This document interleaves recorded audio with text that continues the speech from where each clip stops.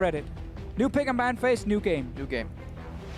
See if they can indeed turn things around here. Fnatic now on the blue side. They start things off with the Trundle ban. I like it. Trundle, for me, Trundle Poppy is a duo that you need to respect. Either you pick one, give one away, or maybe on blue side you ban one and you force the other team to ban the other. Because you will first pick that Poppy if it's available. But that's also information for the other team then saying, okay, you will very likely first pick that Poppy. We feel like we maybe have, a pick that can do okay into it. So therefore we will give you that Poppy and then take the two strong picks for ourselves. Could be the Azir one more time for Vitality. The reason you're banning Varus on blue side, Prepper, we have talked so much about this in the office. People are tired of it. Yeah, they're basically tired of hearing it, but you don't want that last pick Varus to come in against your Azir comp. Yeah. So as the counter, basically. Yeah, it basically allows Fnatic to pick up Azir either first pick or on second rotation and not really get punished too hard. There are some counter picks available. The Varus is the most prominent one. I hope somehow that it plays out, that now Poppy gets banned third by Vitality. Fnatic seemingly really like Azir, and then we get Sivir Maokai from Vitality. It's my favorite purple side rotation on the first two picks, only if Poppy and Trundle are out though. Fnatic does have a ban here though to pull on either of those. Could be the Sivir ban if they want to first pick the Azir, as an example, because now on blue side it's all about taking away the two most likely picks the other team will take in their first rotation. It is still open, Sivir Maokai. We know Yanin is a fantastic Sivir player. But we need Kabashot, he loves to play the Maokai. Again, that's all the mind games, because if you first pick Azir and they go Sivir Maokai, you go Poppy. So they might actually go Poppy instead with the Sivir. Ooh, but Poppy into Maokai is absolutely brutal. And that's why I think Vitality wants it. But Fnatic also wants it. Like, you're almost forced to do it. Fnatic have to take Poppy here because it is just the better tank that's left available. The only matchup that is good against it is, guess what? Trundle. And that was Fnatic's first ban. But look what Vitality did with their ban. Kassadin last on purple side. Normally Kassadin is a last pick only. But they're also, I feel, saying if you pick Poppy, we can still go Azir because now Kassadin is gone. And also the Varus, Corki are still being picked away. So that foundation of a poke comp against the Azir. So I feel like they put themselves in a situation where they could pick it. Sivir Azir would be really have to take it here. They have to take it. But Jhin is also open. Oh, he does it! All right. That's the leaf out of the Reckless book. I like it. So Jhin Azir, I mean, this is a lot of poke. I mean, already. This entire pick and ban phase, now 2 games running, has been built around Azir. Yeah. It's like, all right, so we're going to ban all this and the Kassadin on purple side so we can take the Azir when you first pick the Poppy. And the last game again with their last pick Azir coming, or last pick Kassadin. Does Fnatic have another potential counter ready? I think, personally, it's time for the Vel'Koz. Hey, we have seen the matchup. It's happened before. It's actually a good matchup for Vel'Koz, but even good matchups against Azir, like, you don't destroy him. No. He will actually do well in almost everything, and that's the thing about the Kassadin.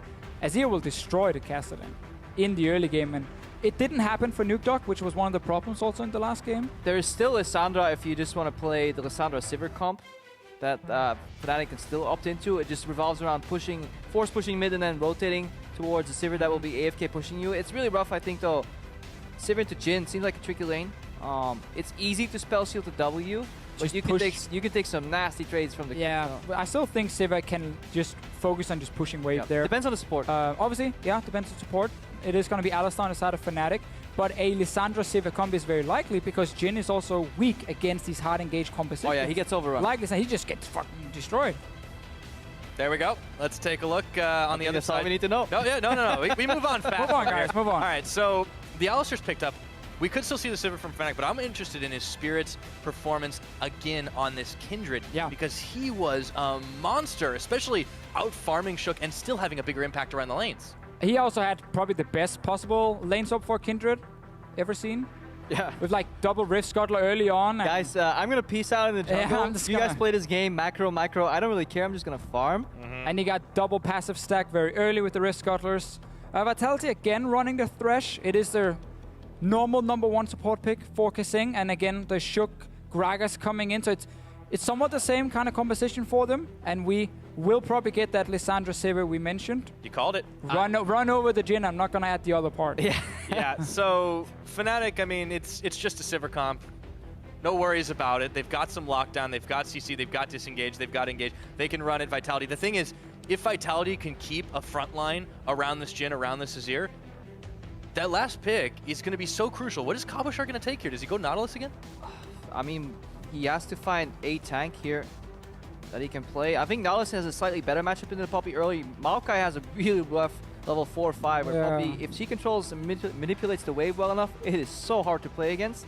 One thing I want to talk about that I like with Sivir comps generally is just the AFK push. If you have like Sivir Janna, Sivir Bard, you can put pressure on the tower. But right now, Sivir Alistar actually doesn't have lane control opposed to Jhin Thresh, so she actually loses the push here if Jhin Thresh go aggro. And that actually kind of ruins the whole setup of this Lissandra Sivir interaction. There in the early it is. game. Okay, we've seen this. Definitely a strong pick in the top lane. Seen more and more in Korea. Was played earlier today in a lot of the games up in the top lane. Just full tank Echo. Go for the Iceborne Gauntlet in there. Sunfire. It's a very standard tank build, obviously. It's annoying. It's just really annoying to deal with. It is, but it's one of these picks that we have to see against the likes of a Poppy. Because Poppy's just so good against the very generic tanks. Like Nautilus and Maokai. Percent damage. She just outduels them. They can't kill her.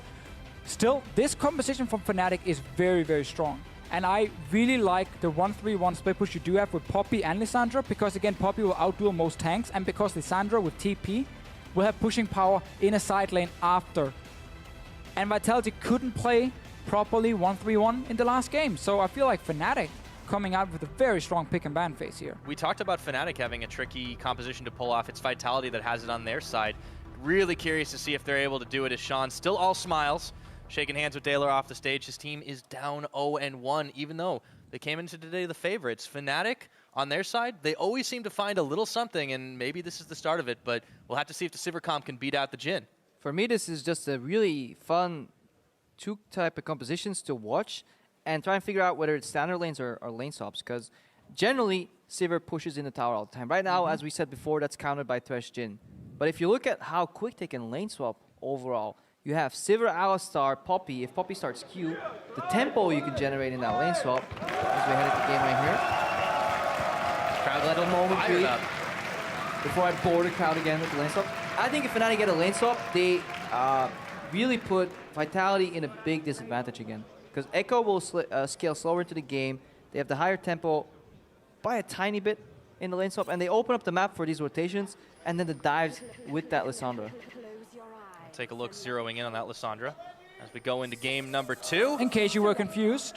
You got to be able to count in the LCS, and Fnatic fans can count 1-0 on the board right now. They can also count the alphabet in Norwegian, I believe, because this is Norwegian esports school here. Big shout out to our Norwegian esports class. Come in mass today. Did you guys know I'm actually 25% Norwegian? Which 25%? My right leg. Right leg. All right, good to know. That is a useful fact. I'm going to store that one in my cap. Yeah. Fnatic, we'll take a look if they do go for that lane swap. I don't think it's that useful, actually. I never wanted to make this conversation about me. That was it. Well, and it worked. It's still feeling after effects from Draven Day yesterday, aren't you? Of course. Yeah. All right. So what a bot lane performance. Let's talk the lane swap though, because Vitality have moved up to the top side without any vision. They're anticipating this, but they're walking over the ward now to Fnatic swap back. Hang on, the corner. They don't go for the play. Still, even if you did here, I feel like just the return damage from the double range is probably better, but they do spot them on top side, so Vitality will get the 2v2 lane. And it changes the push prio, because right now they don't challenge here early, so once Sivir gets the push early, she can actually keep pushing over and over, so this is really good. Also taking a longer route around. He's actually staying around mid lane. He maybe wants to gank. He did the exact same thing last game, but that was against the Kassadin. Yeah. Now Yanan has to wait for the wave. They already knew they had lost the push when they invaded in, and Fnatic just kind of snuck around them up to the top side. He's playing Jhin with no auto attacks and a spell that ruins all the creeps, so he may actually just get one CS here. Nope. No, he's not going to get one. I got CS lead for Reckless already. Ouch. All right, let's not show that for the rest of the game. Let's just stay on the masteries. Oh, and they go back Pretty to standard stuff across the board. Oh, this is actually really smart. So Fnatic see them come. They know they lose a duel. They go for push pyro early. Then they get to the Gromps. Do not really challenge this wave. They don't want to trade. And they just play on an experience advantage. And then this wave will automatically push back to Fnatic. Yep. They're playing a really calculated style here, already level 2. And now they have access to some sustain. Obviously nerfed a bit, but it means that Alistar can step forward and zone a bit more. Yeah, Keystones coming in. No real surprise. Fervor of battle for Kindred, obviously in the jungle, not Strength of the Ages. Okay, I guess there's like a Sync Thunderlords like it did last game. It didn't benefit him at all because they went a lane swap, but now they do have the 2v2 lane. And also Deathfire Touch, of course, for Jhin. Important, especially late game, because your ulti is single target damage when it lands in after the change that happened to him. So that Deathfire Touch will do full damage. And it's a lot in the late game when you stack up so much AD. Yep. At least for Kasing, he's managed to go the Exhaust Summoner spell this time around. Last time that Ignite lasted him the level 2. Keeps him in place, so the Thunder Lord will proc. I see it. I see it. Yeah. It's bloodthirsty Kasing, for real. Take a look at Cabochard and Gamsu in their 1v1. I want to really understand a little bit more about how this Echo Poppy matchup goes. You guys have been talking about it a lot, but I've only seen it a few games in Korea. I mean, the whole thing about a Poppy matchup is that you want to put your opponent either in a wall or you E him, and then you put the slow on him, and you want to make sure your cube double procs. Echo can at least dodge a lot of that, and has really good early push too with those Qs on the minion wave. It's just really nimble. Yeah, but while it is Echo and you feel like there should be a lot of action, there you go. We get some. He's not nimble when he eats a faceplant on the wall, though. Oh, he's taking a lot. Steadfast presence on Gamsu is hunting. He will back away, though, but Spirit looking to set up a dive, or not. Well, Spirit is farming. If he happens to stumble upon an enemy champion along the way, maybe. Isn't that just another camp, technically, to take? The Cabo camp. The Capo camp here gives a bit of extra gold for you. Respawns fairly quickly as well to start, and you can just keep clearing it. It's definitely been the case last game. Spirit, though, opts to just clear out some jungle and spook Cabochard just a little bit, who will be teleporting down to reset against Gamsu. So TP advantage for Gamsu now. What normally will happen in a lane like this, after TP has been used early, is you push it in, you recall, and you don't teleport back to lane. You run back to the lane. And you save your TP, because you're level 5 now, you're going to be 6 fairly soon, and then you can start putting pressure or you can dive top on the other side of the map. Especially with Poppy, she's fantastic at diving these towers, because once you're stuck there, you're near a wall, almost no matter what, and you get knocked into it, and you can set up plays. Gamsu, on the other hand, is being greedy for farm here and saying, I just want to keep my lead. I think there's a case to be made for both plays. It's really hard to get the teleport play in top, though, because Jarvan and Kasing always have the push priority because they're double range. So it's hard for Fnatic to get a ward behind that actually enables a teleport. And obviously, you want to keep Cabochard down because he played really poorly from behind. The thing is, you just move up your jungler to help you place the ward. You have double TP as well. You would have had double TP, but instead now, Vitality can actually go for a play. Yeah, that hitbox. 3 on 2, Reckless. He's going to be walking it out, but Cly is the one who's body tanking. The rest of it all still not able to find any damage there. No one dies. But this is the kind of play that would get punished instantly by double TP, because you would just TP straight on them and say, all right, here's a 5v3. We're going to win this one, we're going to take it. But that's obviously what Vitality knew. Once they saw the TP on bottom side from Gamsu, we can now go for the gank. We only have to respect Febiven, who's a pre-level 6 Lissandra. And therefore, it is okay for Vitality to go for the gank. Nothing really comes from it, even in CS, except for the bottom lane. I did play that well here. He goes for a combo. That's a little bold on his mate, though. Yeah, they pulled him in, but they were just yanking his chain. He's walking out. Still, some serious damage carved out of his backside. Now Shook going in, flashing to finish out the body slam, and Spirit's in some trouble here. Cabochard now looking to revenge, but the arrow dance over the wall, and the Poppy Hammer sends him flying all the way back. Spirit saves the flash, gets another dash over the wall, and obviously knew he wasn't going to die after Gamsu saved him. Something we've seen from Fnatic in the later parts of LCS is a lot more focus around Gamsu. I think it's the right play. I think it's the right play if you're a team like Fnatic, who now actually have a support that seems to be understanding his boundaries better. On that gank, I think Clyde played it extraordinarily well. He peeled first for Reckless, got a double combo out, then walked out and held his flash. He played it perfectly, and then it allows, obviously, Spirit to get Gamsu rolling, and then once Gamsu gets rolling, guess what? Double TP either top, or you play the 1-3-1 Sivir mid, and suddenly Fnatic are playing a comfortable game. Yeah, we will definitely see Fnatic run a proper 1-3-1 later with Febiven side lane, and Gamsu, of course, in the opposite lane, and as a Sivir, it's where AD carries shine. You sit mid and you wave clear. It's all you do for about, what, 20 minutes, and then you wait for your team to win side lanes and collapse in mid, and then you can start joining the fights. As a Sivir, of course. 20 minutes, a little bit of an overstatement, but you guys get the point. You can just go on in and start the fights off, and it's been fairly even for those two AD carries for now as they just continue to trade a little bit back and forth, taking stock of where the game's at. It's a slight lead for Fnatic, but as you said, it's more than just the gold. It's the comfortability they're playing with right now. This comp is much more straightforward, and Vitality's is hard to execute. And again, also, Febiven doing more than fine in this 1v1 mid lane against the Azir. So Fnatic in the last game didn't get punished by the Azir pick. This game, they first picked the Poppy, who again is by far the best top lane pick once Trundle is banned, and saying you can take Azir one more time. We take Lissandra, we play split push, and right now, Fibben has pushed in another wave. So we have to look at some of the reasons why we were praising Nukeduck. Gamsu here. Oh, nice. Nice W here, canceling obviously the mini dash that Cabosard wants to use. But back to Nukeduck, we praised him because he was actually one of the best self-sustaining mid laners. He had the lowest jungle gravity in the league for a very long time, which means, if you don't know what that means, Shook wasn't camping for Nukeduck. So he was playing very fine. Jankers kind of jokes about it, farming at his tower. But that means he's playing a passive gameplay-oriented style where he doesn't really punish his opposing mid lane. So Fnatic get away with this Azir matchup. We can see TP top here now. It comes in from Fibben. On the hunt, they look for Kasing. Can they find him? He's going to play back up, and the Claw's coming in. They put him in Tomb, and that is going to be first blood over to Reckless. Looking for revenge is Nukeduck, and the curtain call does not find enough damage. And a very big part of why Lissandra is such a good pick right now is because she runs teleport, and her ganks are very, very effective. This is a very textbook play from Fnatic, and there's very little you can do as a Vitality team because you needed your jungler to be there already. Fnatic would just call off the dive then, and just push in another wave. And this is why I don't like the fact that Nukeduck's not aggressively challenging the push against Featherman. It's a problem. Nukeduck have not been able to take control of this mid lane. And more importantly, this Thresh pick too.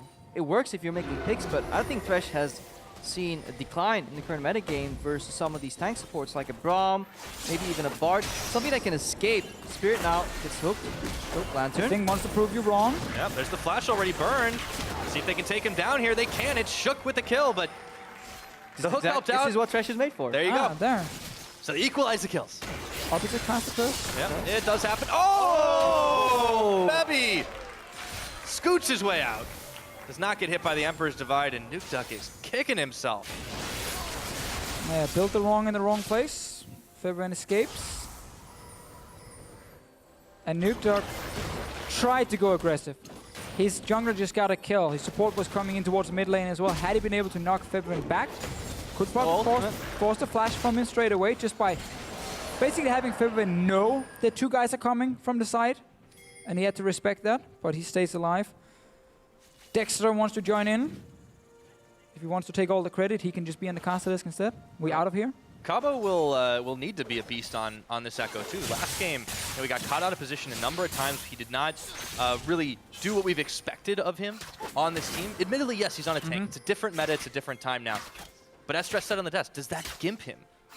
I mean, yeah. It gives the advantage he has. If you are the better player overall and the mechanical player, regardless whether you're Cabo or not, your advantage will not be as big if you're playing tanks versus tanks. Because the extremes are just farther, are closer together when you're playing tanks. If you play skill matchups like that Snowball, like a Fiora, once you start winning one kill, it's over. Mitch, let's look at the bottom lane here. All right, Marston. There we go, Mitch. And Yarnin might be in some trouble. Teleport around the side. Kasing's already down, and Cabo completes it, but it's a 2v5. Yarnin just melts in the back, and Febiven getting the credit for that one means Cabo is running with his tail between his legs. And this is why we sang so much praise to the Sivir Lissandra double TP combination with Absolutely love it. I think it's one of the strongest combos you can run in this current meta here because you have so much wave push to set up these dives. Nukeduck, he's out of here. And it's not like Vitality don't know this. This composition has been played in every region multiple weeks already now, and teams have seen it. They know the strengths, they know these play patterns. The problem is, there is so little you can do against it, and that just makes it beautiful. And if we want to go back to Dexter's tweet here, Echo definitely is a fantastic pick on the top end, but Poppy just offers everything you want in this meta. Look here, TP coming in from Gamsu, of course. His team doesn't really need him at this point. They already killed him, but he joins in. Look at that stun. Yeah. Look at that stun right there, you know. That's the Poppy pick. That's why we like it. Everything else was also very well done, but we just want to talk about Poppy. Yeah, I mean, Fnatic get in, they grab two kills, they get the tower, they get out, they get Drake. Everything they wanted on the board. They're 3,000 gold up, and we're 12 minutes in. This is big for them. This is fantastic to see that they really understand their compositions, how to play it, but they also understand the little things to stay in the game. Last game, they had a very tall amount to climb, but they made the right instant pivots. You know, these little things here that back off, punish this mistake right here. Here as well, they read the situation with the bot lane coming in. They went for the push early Grom, so they stayed even in lane. Like, really good adaptation from Fnatic. I think it's fair to say Fnatic right now are just reading the game 5-6 seconds faster than Vitality every time. Last game was the same deal. Like, oh, you are slightly overextending. I know you want one more wave. I know it only takes you a few more seconds, But that's where we strike and we kill you, slow down the game. This one here, oh, we can set up a TP gank. Shook wasn't there on top side, obviously not blaming him for the play, but he wasn't nearby top side, so Fnatic could execute the gank. Doing the same on bottom side now, and at this point, it just snowballs out of control. Yeah. Cabochard wishing he could go 6 seconds in the future as well. Unfortunately, only goes back in the past. Yep. And Vitality need to start looking ahead. This game is looking rough for them. If they can't execute that poke, they can start picking kills, but they've only got 1 to the 3 that Fnatic have managed to secure. Lost out on the Dragon, not secured any towers. And it's so hard to make picks on any of these champions. Like, if you catch Spirit, at least he can buy some time with his ultimate, unless you knock him out. Gamsu can always go for hammer time. And Febiven, self-ulti, spell shield on Reckless, Alistar with the ultimate. It's so hard for Vitality to make some picks with this Gragas and this Thresh. Now, there was a ward being placed by Fnatic near the enemy crooks, and you can see also the mark from Kindred, of course. It was actually pinged by Fnatic when they put it down. And it can be one of these wards we shortly mentioned in the last game when you run these double TP ones. You want to have these deep lane wards, so when someone pushes out, if you have a 1v1 going between a Poppy and an Echo, you can TP in there as the Lissandra behind Echo where he doesn't expect it, 2v1 kill him. I think honestly maybe they've been hoping that Jhin would show up and it would happen to him. Instead they're saying, you know, it's not happening now, let's try and gank mid lane. Spirit is somewhat planting his face into the wall. And we see another weakness of this Azir, something we talked about in the last game, that it is no longer 1-3-1, it's this 1-1-3. Yeah. Where everybody's stuck on the bottom lane, and that means that Fnatic, if you have control of the center of the board, you get access to so many plays. And that's what they're doing here with this push. With Sivir in the mid lane, they can rotate to the side lane. Worst case, they see members in the bottom lane, so they just go for dive mid. And Nuke Duck is out, but they don't need to get the kill. They can just start wailing away at this tower with the minion wave already there. Nuke Duck has almost no mana. Can't really defend this. Vitality are going around the side. They've started the counter engage to collapse, but Gamsu sends the hammer flying, and he knocks Kasing back. Now he's surrounded into the box, but it doesn't matter. He's into the ground, and Fnatic can take this tower with ease. And that for me is the true beauty of this composition, as we see a casket from Shook. Spirit goes low. Oh, Lamb's respite on, and they all group up to finish it off and get the heal to boot. It is that you can always set up for these dives. And you can either knock people away when they're defending it or have Frozen Tomb. And even if you tell the opponent, hey, we're about to dive you, step away from your turret, you take the tower and you open up the map. And Fnatic is playing to their strengths beautifully. And we just keep seeing Fnatic understand. When you're against an Azir, don't try and like 1v1 play against him. He's extremely strong there. Don't let him scale up the late game. Just play around him instead. And then in the end, force big fights. This here is now Vitality trying to react to a fairly poor situation. Like, let's try and collapse on them, flank them from the side and stop them around our own tower, but engage is very poor from them. And it is a thing for Vitality in the past. When it comes to synergizing engages, it's not been the greatest. Yeah. When you have a Thresh, you never want to send him in first. Like, he's not your engage. It has to be the Gragas flying in, knocking someone back. Has to be Echo landing that stun, of course, with his W. Fantastic zone he also offers. When that isn't there, your team fights are very difficult to execute. And we just have to start looking at player performances. Gamsu is shining brighter than Cabochard this game. Febiven is doing better than Nuke Duck, some things that we weren't really seeing throughout the regular season. And Fnatic's looking to go 2-0 against the hailed super team, where anything less than first was failure. They may not even make it to Rotterdam. Fnatic on their side, well on their way. They can keep this pace up. Turret successfully defended once again. And they force Vitality to really dance to their tune. They're forcing them to group up. And yeah, in a suboptimal situation. They're diving Nuke Duck again. Oh boy, there's the claw. He's out. I mean, Nuke Duck hasn't gone down this game, and between those two summoners and his shifting sands, he's probably not going to as much, but it doesn't matter. They're losing ground. But the purpose is to send them back to base so you can take objectives, whether it's towers, dragons, heralds, and barons. If you poke somebody out and he bases, that's essentially the same as just killing him on a shorter death timer. He's removed off the map, and suddenly you can take control. And that's what Fnatic is doing. They're just giving Vitality two bad choices: die or step away. Yeah. And in either situation, it works out for Fnatic. Oh! Close one on the rift. He's helping. Shook was assisting on that. Febiven will pick this one up, so they have a little bit more pushing power as he moves up to the top side. He'll end up meeting Yarnan there. Vitality, though, losing ground still. Not been able to find a tower, and they've lost all of their outers. And it's not going to be easier for Vitality in this game, because this 3-1-1 comp we keep mentioning with the AD carry in side lane with support and jungle setup, it really struggles against double TP compositions because it's so much quicker for the double TP to obviously make a play on the other side of the map. An AD carry can only push his lane and then run from the one lane he's at to the lane right next to it.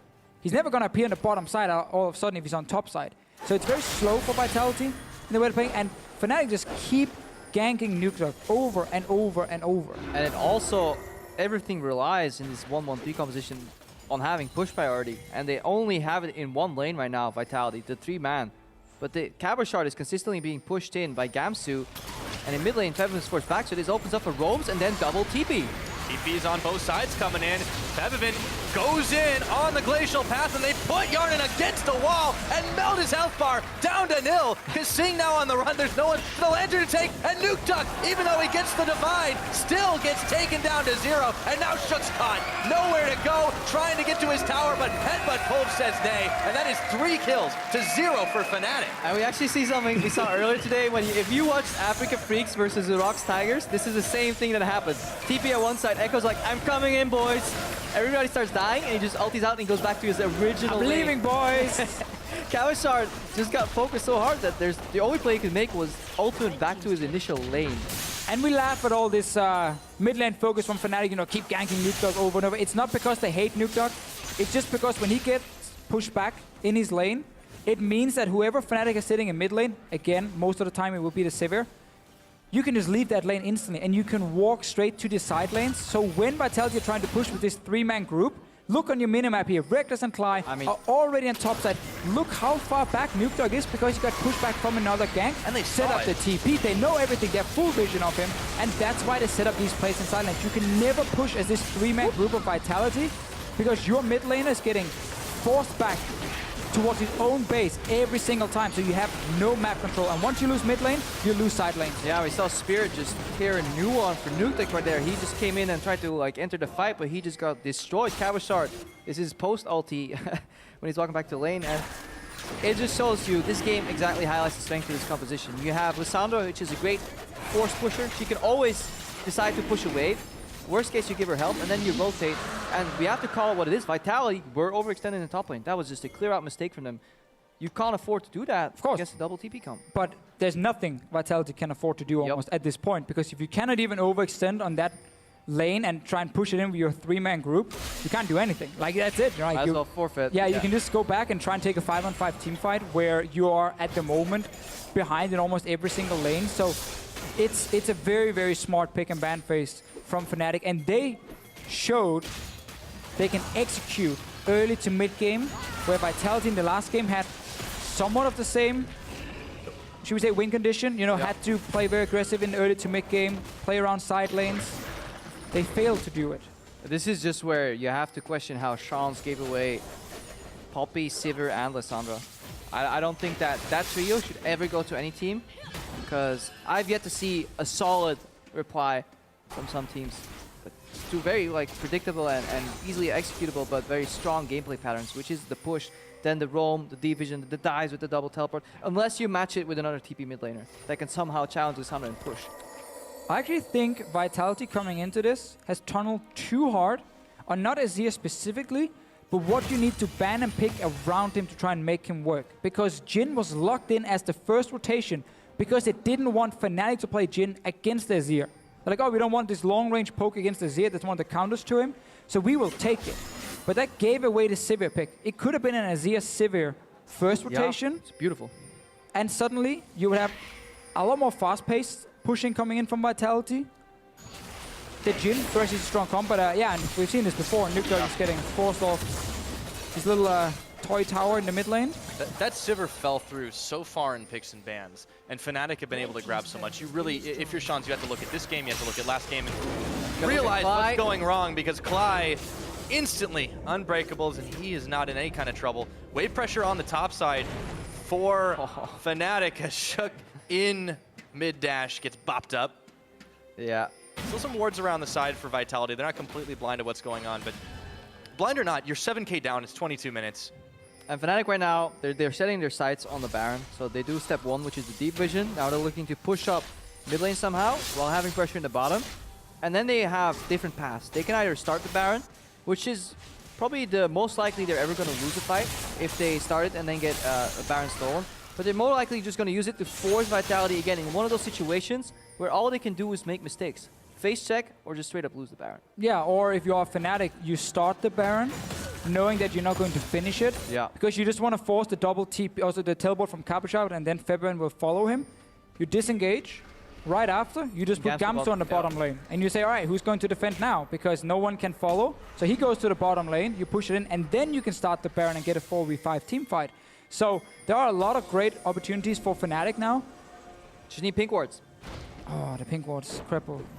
No, you've had a little bit of cause to cheer, but there are quite some more. Here's a couple more in there. Teleport for Febiven stopped on the box, but he turns for Yarnan right now. Can he take the Lantern out? Nope. No! Blocked. Steadfast Presence says blocked up. And now Spirit flashing right over the Emperor's Divide. A huge amount of damage on a Nuke Duck, and he is out of this fight.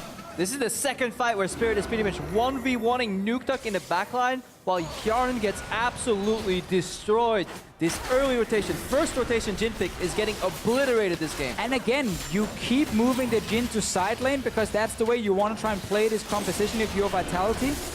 You have no way of escaping from long lane. You only have the Lantern from Thresh, that's it. He doesn't fit into the Zircon because they both want the mid lane in the mid game. Right now, Shook needs to steal this Baron. Going solo here, Shook trying to be the hero, throw it in. They catch Gamsu, Big Barrel comes out, but Shook, he's distracted, can't do a thing, and the Baron goes over. Fnatic now start to plow through Cabo Shard, and they've taken him out. It's Reckless with a kill on that one, and they keep on running on the hunt. Not quite available yet, but they just don't need it.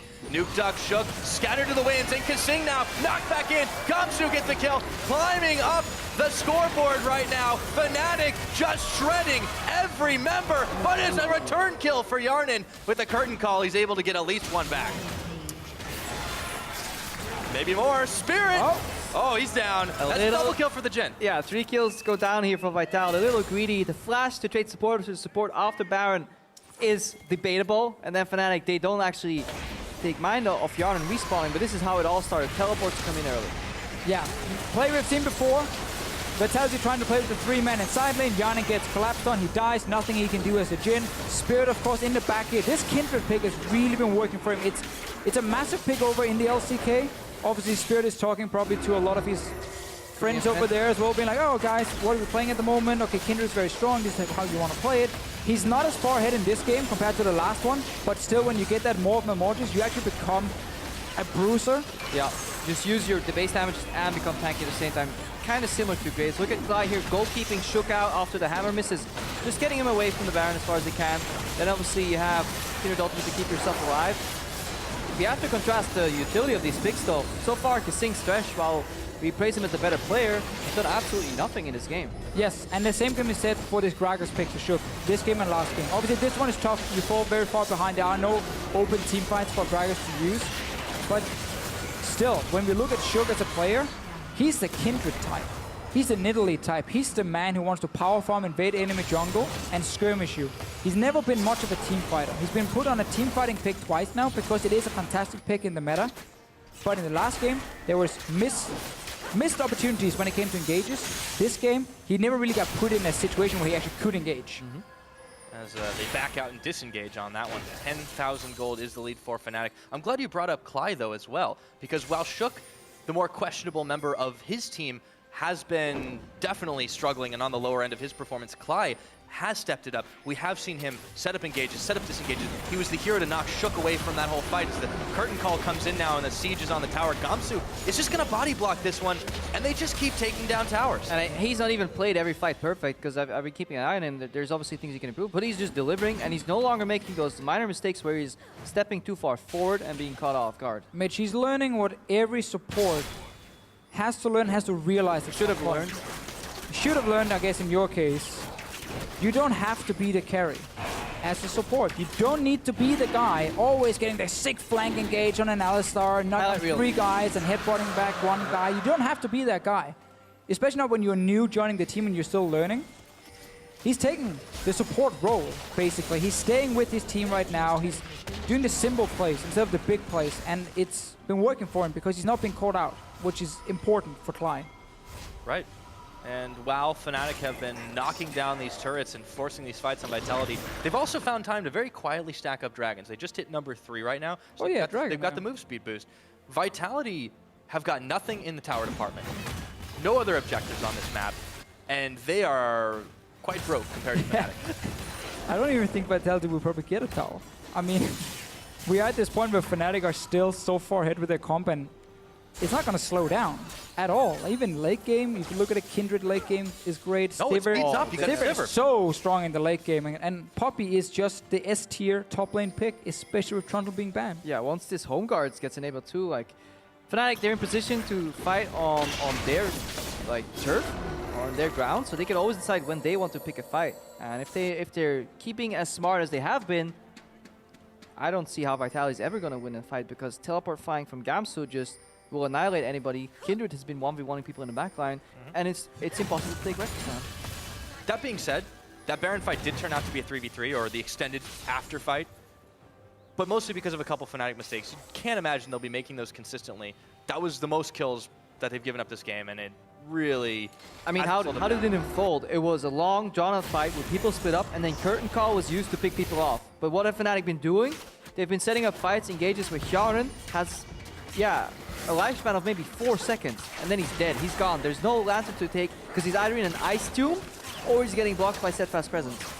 And now if you are Vitality, you can't play side lanes anymore with your Jhin. Like, that's not going to happen. So the amount of ways you can play out this game is limited to almost one, which is try and get a team fight going. You hide him in the lane, you put somebody to start a duel, seemingly 1v1, and then the Jhin W comes out and you get a snare. That's seemingly the only play pattern that Vitality can go for. Right, so again, you have 4 men together and 1 guy in side lane, which is Capo Short. Oh, Reckless may get caught here. Oh, he does, and he gets knocked back in. Spell Shield comes in a little bit too late. The hook is going to land onto Spirit, a teleport coming around from the back, and another one coming around the front. Shook, though, is already a little low. Gamsu exhausted, but he turns around from Kasing, and this is a very messy fight with Cabo Shard coming in around the side. Chrono breaks, but is it too late for him? Has to flash into the Baron pit, followed by Spirit, jumps over, Dance of Arrows, Febivin comes in, and that's a double kill.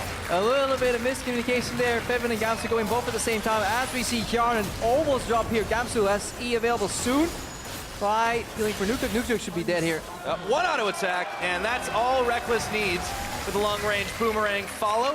3 members down for none. They're starting to push inhibitors. Yeah, when Febivin went in, the hammer time came down, and he kind of swung all of his opponents out, but he still got shook down. And it all started with a good pickup on Vitality, but they weren't on the same page with their skill shots, and if they don't make that stick, it's over. Right, again, you are not able to execute your composition, but we talked about how Fnatic or Vitality had like 1 play. Go 4-man mid, try and catch someone to start a fight with the Gragas, and like that's it. And if that doesn't work, you lost. But even that is not even a great play. Like that's the key thing again. Is these fights for Vitality, it's just like Hail Marys. They're just trying to have that one last play where they get something that can maybe get them back in the game. They actually even also missed the crit here from Hjarnan with the last hit because people are out of range there. And then Engage coming in, double TP Fibrin, sees the backline.